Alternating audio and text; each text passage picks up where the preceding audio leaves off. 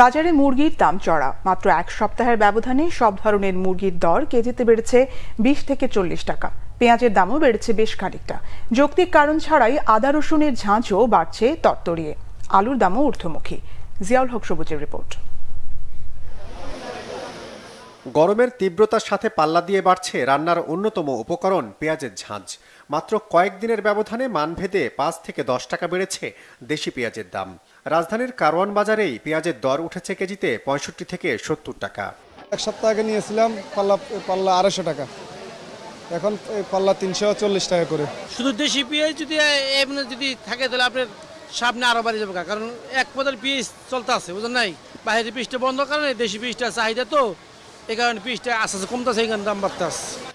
বাজারে আদা রসুনের দামও বাড়তি। মানভেদে দাম কেজিতে বেড়েছে 20 টাকা পর্যন্ত। সরবরাহে ঘাটতির অভিযোগ ছাড়া দাম বৃদ্ধির যৌক্তিক ব্যাখ্যা নেই বিক্রেতাদের কাছে। রসুন দামটা মনে করেন অনেক বেশি। এটা বেচছিলাম আপনার 4 দিন আগে বেচছি আপনার 150 টাকা কেজি, আজ 180 টাকা কেজি, 30 টাকা কেজি বাড়ছে, 4 কিনে বেড়ে আছে। আর এটির দামও বাড়তি। এটা মনে করেন আপনি কেজিতে 10 টাকা বাড়ছে, আগের তুলনায় 10 টাকা বাড়ছে কেজিতে। আর একটা সাদা আছে, এটা বাড়ছে আজকাল যে মাল আছে 20 টাকা কেজি বেশি। স্বস্তি নেই আলুর দামেও। সরবরাহে কমতি নেই, তারপরও দাম বাড়ছে লাফিয়ে লাফিয়ে। কালকার থেকে কেজিতে 1 টাকা 1.5 টাকা বেশি দিয়ে আনছি। কালকা বেচছি আমরা এই 220 থেকে 25 টাকা, আজকাল 30 টাকা।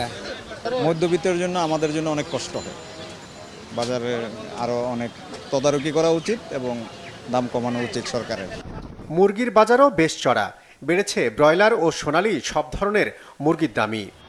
আজকের বাজার হচ্ছে আপনার সোনালী বড়গুলো হচ্ছে 400 টাকা, 390 টাকা, ছোটরা আছে 370 টাকা, 80 টাকা।